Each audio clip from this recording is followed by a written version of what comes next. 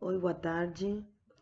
Hoje estamos falando aqui no seminário 8, Obras do Pós-Modernismo, neste caso fazendo uma análise do livro de Chico Buarque, Budapeste. Eu vou colocar o foco do análise deste livro no homem na contemporaneidade, sim? E a questão do duplo também. Nas literaturas do pós-modernismo, as principais características dos heróis dos diferentes textos literários é sua incapacidade de sentir-se satisfeito. É um homem que é apresentado como fragmentado, cheio de subjetividades, autorreflexivo, e aí é como se vê refletido o homem contemporâneo. A partir disso é que acontece esta questão do duplo no livro de Chico Buarque, a questão de um homem fragmentário que tem várias identidades, sim? E assim é como nós temos aqui o herói de nosso livro, Budapeste, que é o início da história, José Costa, sim? Que vive em Brasil, que tem uma mulher, que tem um filho, que fala uma língua, neste caso português. E enquanto viaja para Budapeste, vai surgindo outra personalidade. Então, toda a história constantemente tem uma dualidade de questões, não? Duas mulheres, dois filhos, duas cidades, duas atividades, duas línguas, né? O português e o húngaro, que passa a ser uma questão importante também. A fragmentação também é evidente no Herói de Budapeste, porque ele também, ao início da história, começa trabalhando como ghostwriter ou escritor fantasma, sim. E então, nesse trabalho, ele começa a escrever a história de outro, do alemão. Então, a partir disso, ele também passa a ter um desdobramento de seu eu para fazer parte ou para ser um outro, e a partir desse começar a falar de toda uma história.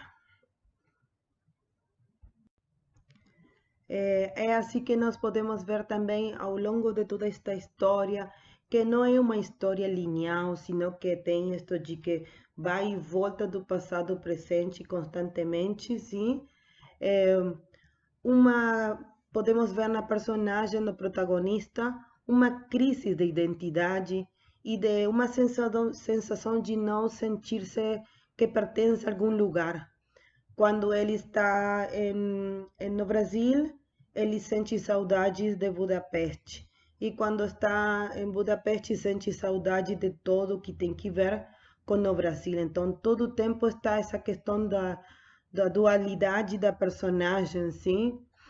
É, outra questão que é interessante para marcar é como se vai formando a identidade da personagem, né, em Budapeste, e como é que ele passa a ser de José Costa a José Costa, Costa José, como dizem no filme, sim?